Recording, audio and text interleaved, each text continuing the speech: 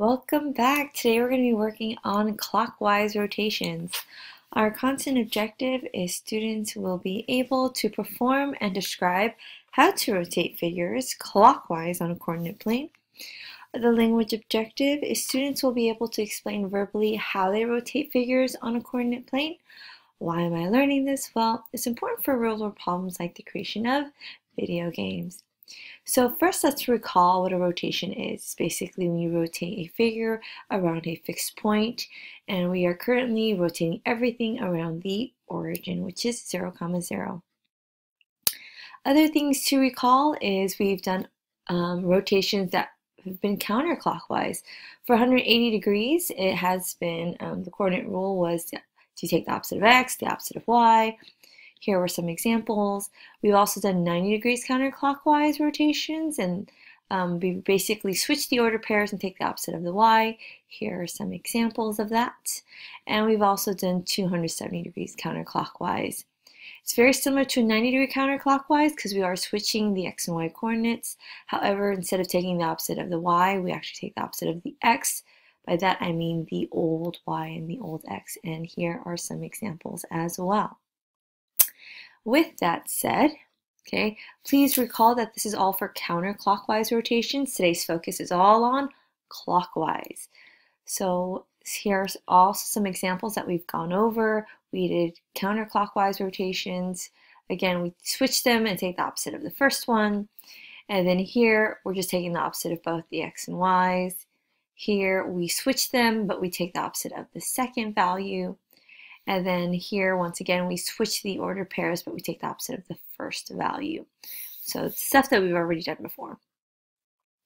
Now, we know what the coordinate rules are for counterclockwise, but what if we're interested in finding the clockwise rotations about the origin? What do we do then? Well, let's see. Clockwise is, of course, kind of the way a clock ticks, right? It's rotating towards the right. Now, counterclockwise is quite the opposite. It's going in reverse, if you think of it like this. So let me give you some examples of some images. Here's a 90-degree clockwise. Here's a 180-degree clockwise. Here's a 270-degree clockwise. Now, what happens if I do it counterclockwise? Here's 90, here's 180, and here's a 270-degree counterclockwise. Now you're going to notice some of these images look similar. In fact, some of them look exact actually. So you're going to find that a 90-degree clockwise is the same as a 270-degree counterclockwise. Okay, notice this is 90 clockwise and this is 270 counterclockwise. What else looks the same? 180 clockwise looks identical to a 180 counterclockwise. Both twos are upside down. Okay, so once again, notice this one's a clockwise and this is a counterclockwise. And last but not least, we have the 270-degree clockwise is identical to the 90-degree counterclockwise. So notice every clockwise has a matching counterclockwise, and notice another thing is these numbers are not the same. They're all different, okay, except for the 180. They're exactly the same. So with that said, let's go ahead and make a quick summary. Whenever we're doing rotations about the origin, okay, we do know that if it's 180 degrees counterclockwise, it's the opposite of x and the opposite of y. But guess what? This is the same as a 180 degree clockwise. So real quick, you're going to notice I'm going to use CCW for counterclockwise and just regular CW for clockwise. So keep that in mind. Now, the other thing that we do know is rotation of 90 degrees counterclockwise. We go ahead and switch the ordered pairs, right? But we take the opposite of the first value. Now, this is the same as a 270 degrees clockwise. And then last but not least is the 270 degrees counterclockwise. This is the same as a 90 degree clockwise. And here, again, notice the ordered pairs switch, but we take the opposite of the second value. Now, if you're wondering how can we remember all these numbers, well, it's good to at least remember the clockwise rotations because that's what we've been working on all this time. And understand that in order to find the, I guess you can say, complement degree, you need to understand a whole circle turn is 360 degrees. So if part of it's 180, the other part has to be 180 because the sum of these angles need to equal 360 degrees, which they do. Same thing here. So for a 90-degree clockwise rotation, the complement of that to make the 360 degrees would give you 270, and you'll notice that this adds to 360 as well. Same here. So pretend you did not know the answer was, and you were wondering, okay, I know it's 270 degrees counterclockwise, but what's the other degree clockwise? What should you add to 270 to give you 360 degrees? Well, then that's when you can come to the conclusion, oh yes, it must be 90. And why is it 90 degrees? Because 270 plus 90 is what's going to give me the 360 degrees. So just keep that in mind. Okay, so now moving on. Now that we know the coordinate rules, let's go ahead and practice some of these rotations. So 90 degrees counterclockwise, that's easy. We know that one. All we're going to do is for d prime, switch these order pairs, which really doesn't make a difference. So we still get -1, -1. But we're going to take the opposite of the first one, so that's going to make it a +1. So d prime is 1, -1. And remember what I told you to kind of remember which ones we take the opposite of which. Between a 90 degree and 270, 90 is smaller, and that's why we take the opposite of the first one. A 180 degree clockwise, well, that's the same as a what counterclockwise? Counterclockwise, let's think. Well, they complement each other, and they should equal 360 degrees. So what could I add to 180 to give me 360? The answer is another 180 degrees. So guess what? This is going to be the same as a 180 degree counterclockwise. So that's to mean I'm going to take the opposite of x and the opposite of y. So for f prime, I'm going to say the answer is -9, -4. Okay, for c, 270 degrees clockwise. What is this degree in counterclockwise? Again, it should add up to 360 degrees. So I'm going to say 270 and 90. So a 90 degree counterclockwise, hopefully you remember, we do switch the values, no longer x, y, it's y, x now. Since 90 is the smaller value, we do take the opposite of y. Again, that's just my way of remembering what to do. If you have a different method, feel free to use that.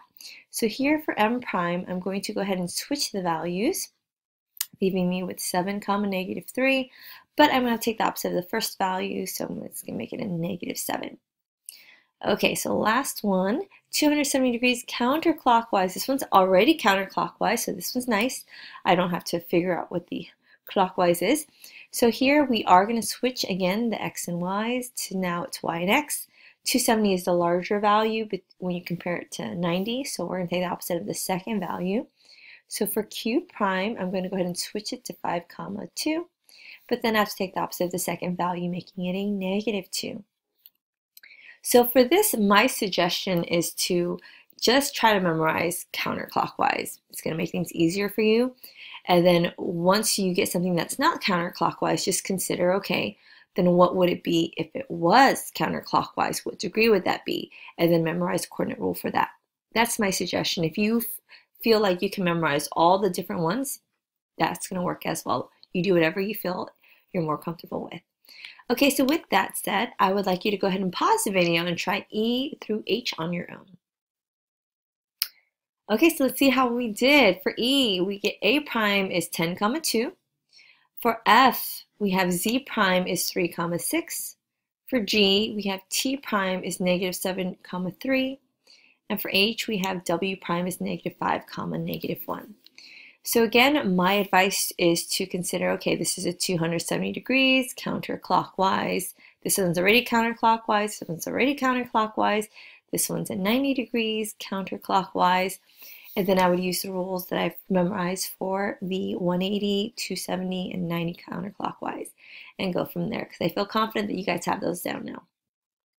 Okay, if you did great, awesome. If you missed quite a few, I highly suggest you go back in the video and practice converting clockwise to counterclockwise. And then when you're ready, just go ahead and move on. Okay, so now here it says triangle ABC has vertices A 1, 0, B 3, 3, C 5, 0. rotate triangle ABC 270 degrees about the origin clockwise. So now we're actually performing the actual rotation. My advice to you, again, is to go ahead and consider what would this degree be in counterclockwise. Well, it should add up to 360, so I'm going to go ahead and say that a 270 degrees clockwise is the same as a 90 degree counterclockwise. And I know this because 270 plus 90 is what's going to give me a 360 degree. Okay, so now I know that, I know the rule. The rule is going to be, first of all, the order pair switch. Since 90 is the smaller value, I'm taking the opposite of the first one. So again, at this point, we're just going to start with what we know. We know A is 1, 0. We know B is 3, 3. And we know C is 5, 0. Once I do this, I'm going to go ahead and use my coordinate rule. I'm going to switch the values and take the opposite of the first one. So here, I'm going to say A prime is, let's see, 0, 1. Take the opposite of the first one. There's no such thing as -0, so I'm just going to leave it as that. B prime, we're going to switch the values, but because they're both 3, it doesn't make a difference. We're going to take the opposite of the first value, so that's a -3, 3 now. And then for C prime, we're going to go ahead and switch the values. It's going to become 0, 5. Take the opposite of the first value. Again, there's no such thing as -0, so we're going to keep it as that. So now I have all the order pairs, so I'm going to graph it. 0, 1 is A prime. -3, -3, 3 is B prime. And then C prime is 0, 5. So now that I have all of those points plotted, I'm just going to go ahead and connect these points. And this here is going to show what the image would look if it was rotated 270 degrees around the origin. And you know me, I always want you to state that rotations preserve what? They preserve size, they preserve shape, however, they do not preserve orientation. Perfect. So now that you know what to do, I'm going to actually have you try the next one. I'm going to have you go ahead and pause the video to try number 3 on your own. Okay, so let's see how well we did. It says here, triangle ABC has vertices A, -1, -4, B, 1, -1, C, 3, -4. Rotate triangle ABC 90 degrees about the origin clockwise. So again, my advice to you is remember, okay, if it's 90 degree clockwise, what would that be counterclockwise? Well, in order to make 90 a 360 degree, you're going to call that a 270 degree counterclockwise. So that means we're going to go ahead and switch and take the opposite of the second value. So starting with the order pair that we have, A becomes A prime as -4, 1. B becomes B prime, which is -1, -1. And our C coordinate becomes C prime, which is -4, -3. Once you plot those points, you're going to, whoops, I went a little too fast there. Once you plot those points, you're going to find that this is what your image would look like after a 90 degree rotation clockwise around the origin. Okay, perfect.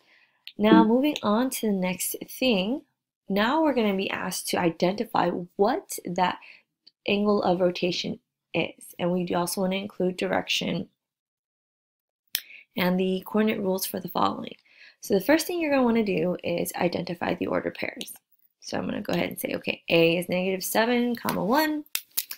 A prime, oops, sorry. B is -4, 6. C is -4, 1. And then do the same with A prime, which is 1, 7. B prime, which is 6, 4. And C prime, which is 1, 4. So here, what you want to do is look what's happening. What's happening to the order pairs? Well, first of all, they're switching. Right, so you're thinking, okay, it's either 90 or 270 degree counterclockwise. But what else? Then as they switch, so here it would have been, if they switch, it would have been a 1, -7, but obviously we took the opposite of the second value to make that a positive. Let's just confirm here. This one would have been 6 comma negative 4, but it became positive, so the opposite, take the opposite of the second one again.